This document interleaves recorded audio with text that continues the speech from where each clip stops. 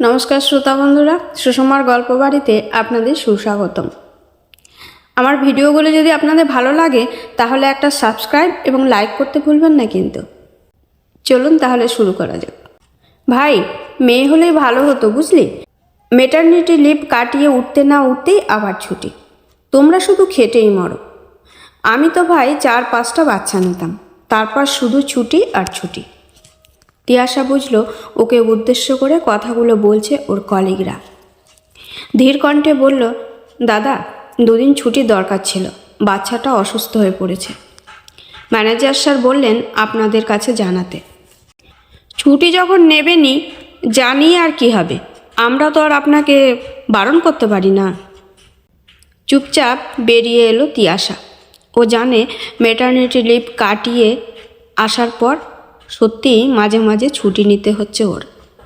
মেয়েটা ঠান্ডা লাগার ধাত, তার উপর প্রিম্যাচিওর বেবি। বাচ্চার চিন্তায় ঠিকমতো কাজে মনোসংযোগও রাখতে পারছে না। ইনচার্জের থেকে ঝাড় খাচ্ছে রোজ। আজ তো ম্যানেজার বলেই দিলেন, তোমার কাজের দক্ষতা পুরোপুরি শেষ তিয়াশা। এইভাবে চলতে থাকলে এমন একটা ইম্পর্ট্যান্ট পদে তোমাকে রাখা সম্ভব হবে না। সিঁড়ি দিয়ে নামতে নামতে গাটা কেমন গুলিয়ে উঠল তিয়াশার। সিজারের পর নানান উপসর্গ দেখা দিচ্ছে এখন। তার উপর সকাল থেকে এক নাগাড়ে কাজ করতে গিয়ে টিফিনটাও পুরো শেষ করতে পারেনি। মাথা ঘুরছে দেখে একটা চেয়ারে বসলো তিয়াশা।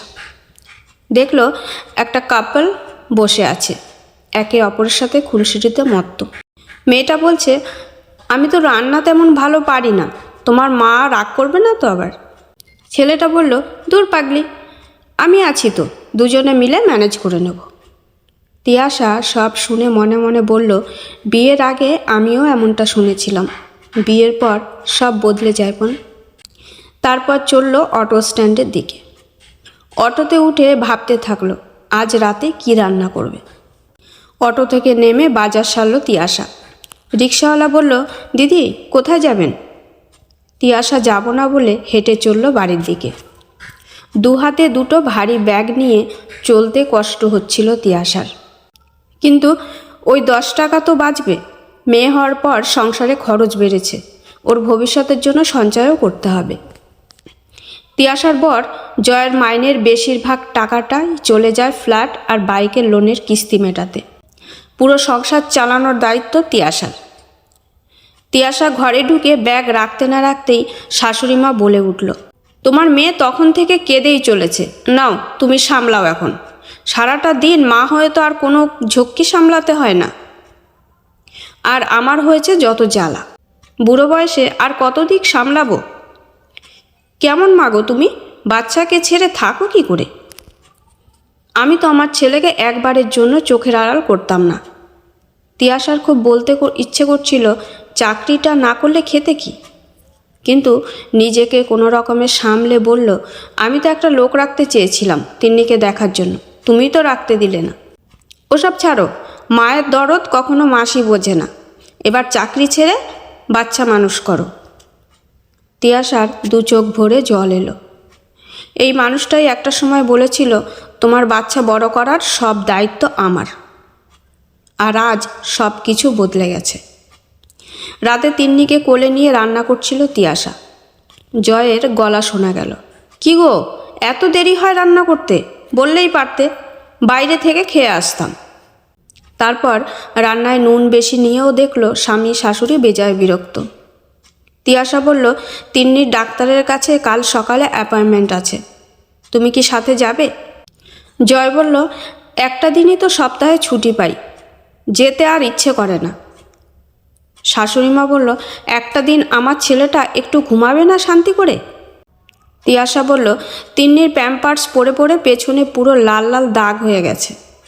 শাশুড়িমা উঠে দাঁড়িয়ে বলল, তার মানে কি বলতে চাইছো, আমি ঠিক সময় চেঞ্জ করিনি প্যাম্পার্স? বাবু দেখ তোর বউ কি বলছে। হ্যাঁ, আমি তো তোদের চাকর। জয় বলল, তিয়াশা এক্ষুনি মায়ের কাছে ক্ষমা চাও। তিয়াশা বুঝতে পারল না ওর ভুলটা কি, তাও ক্ষমা চাইল। রাতে তিন্নি কেঁদে চলল ক্রমাগত। চোখের পাতা এক করতে পারল না তিয়াশা।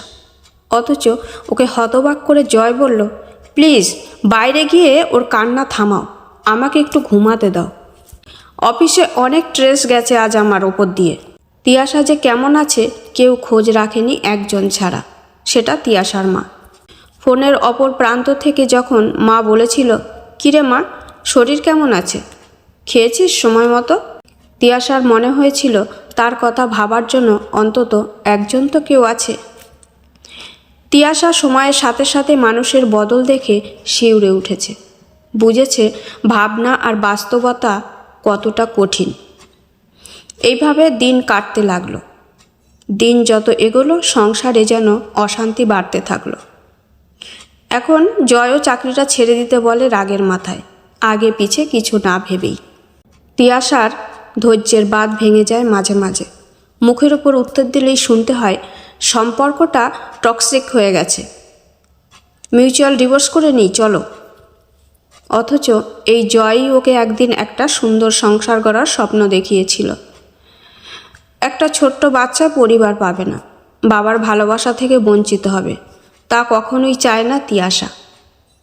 তাই কিছুটা মেনে আর মানিয়ে নিয়ে কেটে যায় দিন। তখন তিন্নির বয়স 8। হঠাৎ রাগের মাথায় রেজিগনেশন দিয়ে বেরিয়ে এলো অফিস থেকে জয়। এদিকে অসুস্থ শাশুড়ি, মেয়ের ভালো স্কুলের পড়ানোর খরচ, গোটা সংসারের খরচা পুরোটা চালিয়েছে তিয়াশা। তখন কিন্তু কেউ অবশ্য বলেনি ভাগ্যিস চাকরিটা ছাড়নি। জয়ের নতুন চাকরিতে সেটেলড হতে মাস 7 লেগে গেছিল সেবার। তারপর তিন্নি যত বড় হতে লাগলো মাকে বলতে লাগলো যে তার মা তাকে সময় দেয়নি ঠিক মতো ছোট থেকে। এসব শুনে তিয়াশার ভীষণ কষ্ট হয়, কিন্তু সন্তানের থেকে শত কষ্ট পেলেও যে মা মুখ ফেরাতে পারে না। স্কুল ফিস, টিউশন ফিস, অন্যান্য অ্যাক্টিভিটি শেখানোর জন্য মাসে মাসে যে টাকাটা গুনতে হয়, সেই টাকাগুলো যে মা সময়ের পরিবর্তে রোজগার করে এনেছে তা তিনি বোঝেনি। তিয়াশা বোঝাতেও যায়নি, জানতো উত্তর আসবে সবার বাবা মাই করে, তুমি এক্সট্রা কিছু করনি। যত বয়স বেড়েছে জয় আঁকড়ে ধরতে চেয়েছে তিয়াশাকে, বুঝেছে পাশে থাকার জন্য ওর সাথে সবসময় ওর সহধর্মিণীই থাকবে। অনেকগুলো বছর কেটে গেছে, ক্রমশ বয়স বেড়েছে। জয় অসুস্থ থাকে প্রায়। তিন্নিকে বিয়ে দিয়েছে ওর পছন্দের ছেলের সাথেই। এখন যখন তিয়াশা ব্যস্ত, তিন্নিকে ফোন করে জিজ্ঞেস করে, কি খেয়েছিস মা? তিন্নি আফসোস করে বলে, এই সংসারে এত কিছু করেও কোনো দাম নেই, বুঝলে মা। তিয়াশা বলে, আমি মেনে নিয়েছি বলেই তোকে মানতে হবে এমনটা আমি তোকে কখনো শেখাইনি। সহ্যের বাঁধ ভেঙে গেলে দাদুভাইকে নিয়ে আমার কাছে চলে আসবি। তুই স্বাবলম্বী, তোর ঠিক ভুল বিচার করার দায়িত্ব তোর। তবে তোর বাবার বাড়ির দরজা তোর জন্য সব সময় খোলা। আমি জানি সব ওয়ার্কিং মেয়েদের অবস্থা একরকম নয়। অনেক ফ্যামিলি প্রচণ্ড সাপোর্ট করে স্ত্রী বা বৌমাকে, সেই ফ্যামিলিগুলো অনেক হ্যাপি ফ্যামিলি। আর আজকের দিনে এত কিছু অনেকে মেনে নেয় না, মানিয়েও নেয় না। তবুও কিছু মেয়ে মানিয়ে নিয়ে রয়ে যায়, একদিন সব ঠিক হয়ে যাবে এই আশায়। আর দেখতে দেখতে মেনে নিতে নিতে কেটে যায় গোটা জীবন। আজকের গল্পটা তাদের, যারা সারা জীবন সংসারের জন্য সর্বস্ব দিয়েও কদর পায়নি কোনো দিন। তাদের স্ট্রাগলগুলোকে মনে রাখেনি কেউ।